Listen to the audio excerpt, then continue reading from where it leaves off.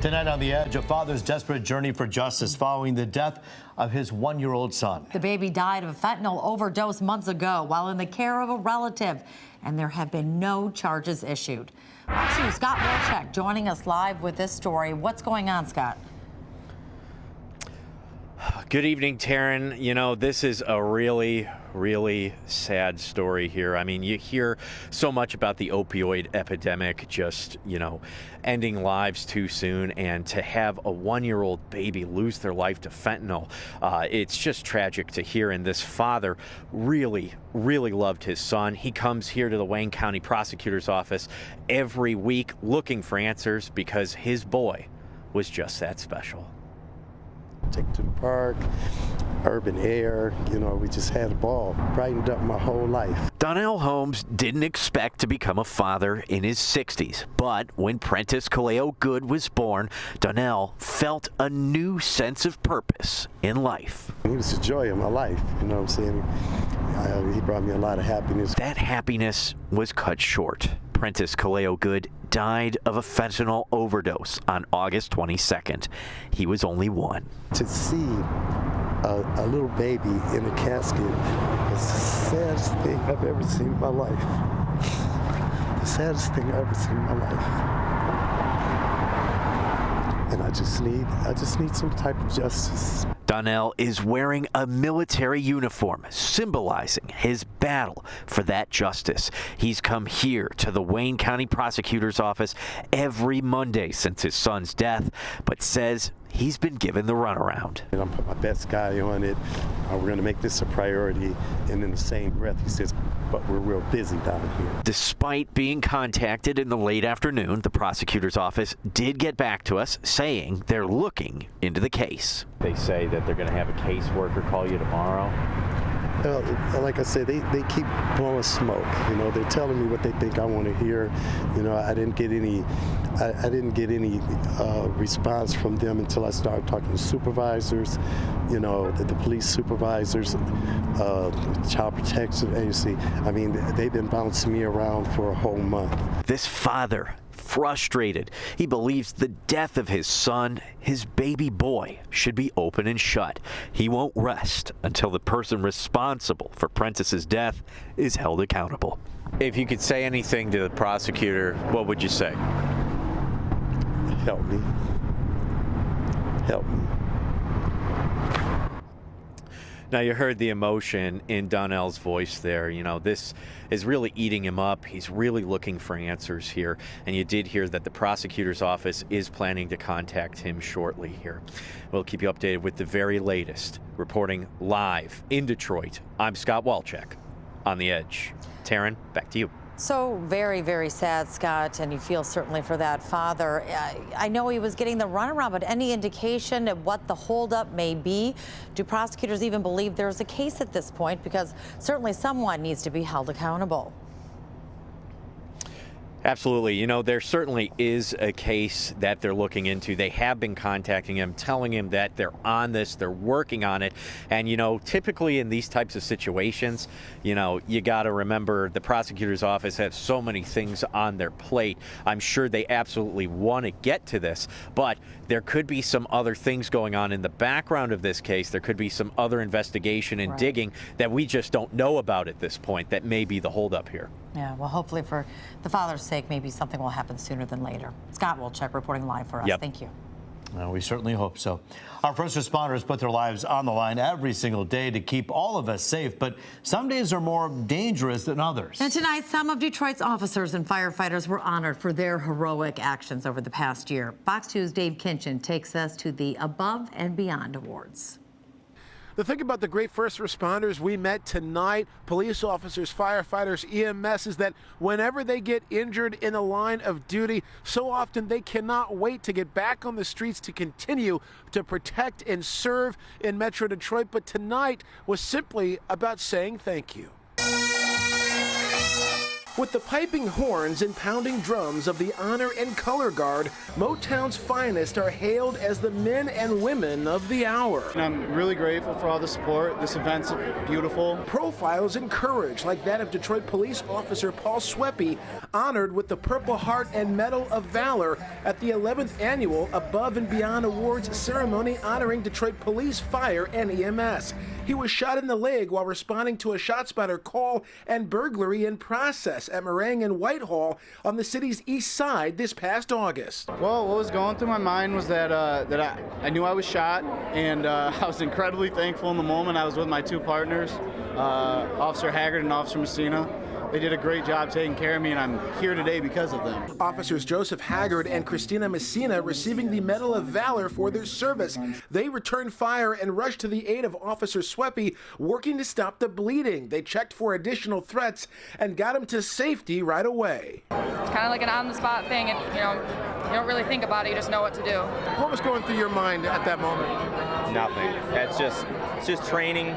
You just do what you're taught. And the less you think, probably the more efficient you're moving. Officer Sweppy credits his brother and sister in blue for preventing a worse injury. I'm still recovering. When I'll be fully recovered, if I make a full recovery, we don't know yet, but we'll see. And I do hope to get back on the job. I love the job, and I want to go back. About 25 other first responders received the same honors for their bravery in various incidents that have taken place in recent time. But if you ask anyone if they consider themselves heroes, they'd probably just tell you this. I feel like a regular person, doing a job I love. I wouldn't change it for the world. Of course, there was a solemn moment honoring those who paid the ultimate sacrifice on duty. Also, the organization that put on this award ceremony raised about $3 million in this last cycle, and that money will support first responders and also various services that are related to what they do. Dave Kinchin on The Edge. We do. We thank them for their service, that's for sure. We certainly do, and we are so proud to have Charlie Langton MC that event and be a part of this great community event today. Absolutely. Well, 33 degree-ish, hovering around the freezing mark. Still cold out there, but at least that Halloween snow has melted for now. I mean, it just was like the biggest trick in the world there yesterday, Rich, but people had fun nonetheless. That's right. We saw a bit of snow yesterday evening, a big difference from what they got out of Muskegon. Around 8 inches of snow just off the Lake Michigan shoreline. It is cold and it's dry for the rest of tonight. There could be a couple of flurries over Lake Michigan right now, but again, we have quiet weather for Thursday, Friday into Saturday, and we have some warmer temperatures coming for the weekend. Right now, just some fair weather clouds streaming in our direction from the west, but it's going to stay quiet out there. Live pictures from Sault Ste. Marie.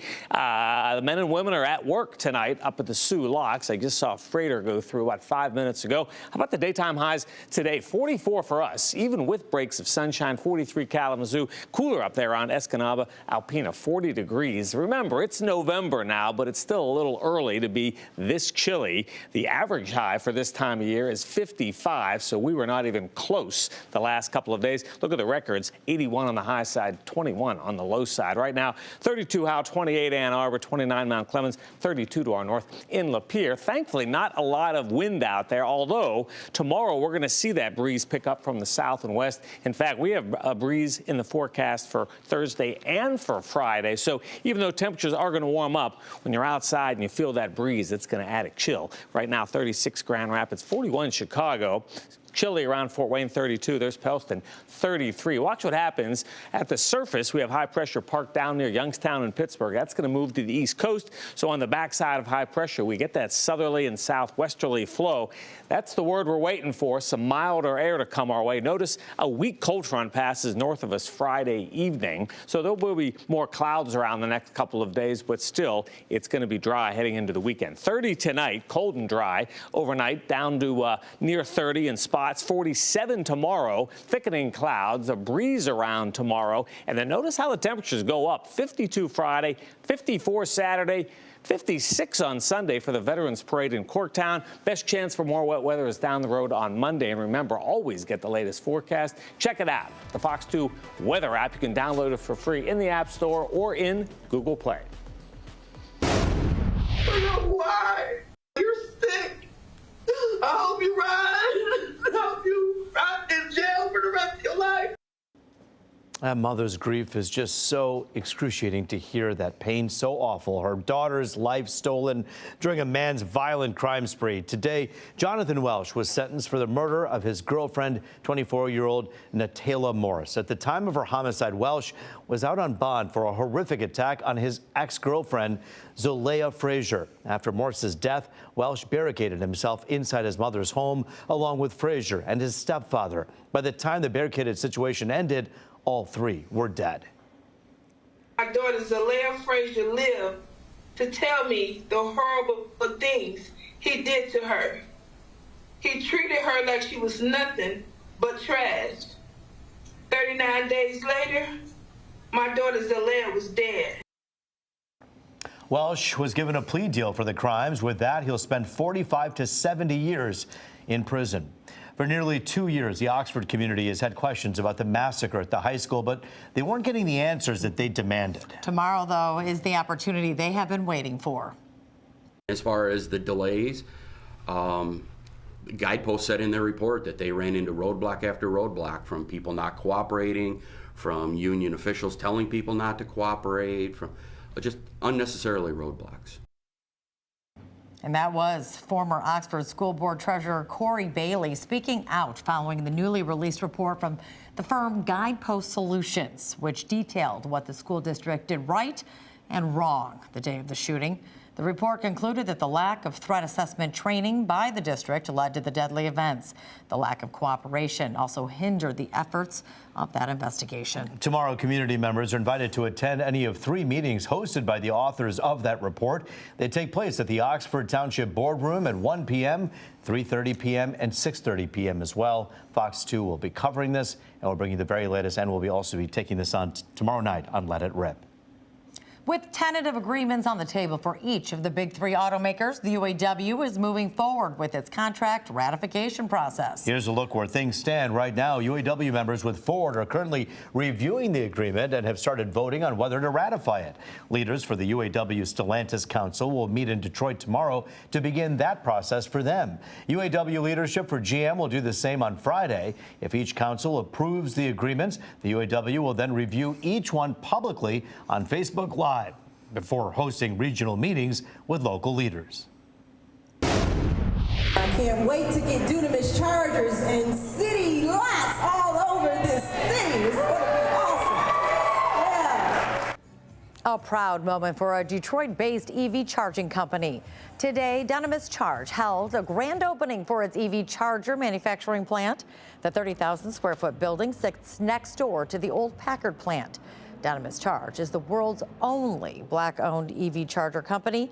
It hopes to be a key contributor to Michigan's EV grid. Here in the state of Michigan and in the city of Detroit, we build things. We know how to build it with quality that can be used and replicated and duplicated all around this world. So there really wasn't another location that I had in mind other than the city of Detroit in establishing EV charging manufacturing here domestically. The company currently builds level 2 commercial and residential chargers and will begin manufacturing DC fast chargers starting next year.